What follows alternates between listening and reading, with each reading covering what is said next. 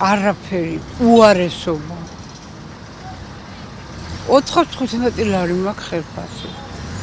ხელფასი რა, ხელფასია, მაგრამ არის ვიქრომე და იმ 400 ლარიდან შემოსავალი გადახდა, ბანკის ვალი, წამლებში რო არ გეყოფა ფული კილო, რაზია ლაპარაკი, მითხარი. ახალი წელი განა არ უნდა დავიყენო, მაგრამ აი რო იწყიან აი გლეხურად მოჭმით. არა, ეკონომიური მდგომარეობა არაფერი გაზრდა არ არის. არავითარი გაზრდა არ არის. ისე რომ სახალისო არაფერია.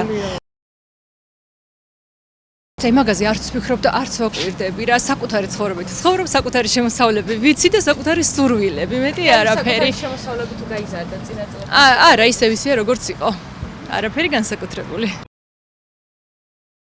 ჩვეულებრივ ისევ ის მდგომარეობა, როგორც იყო.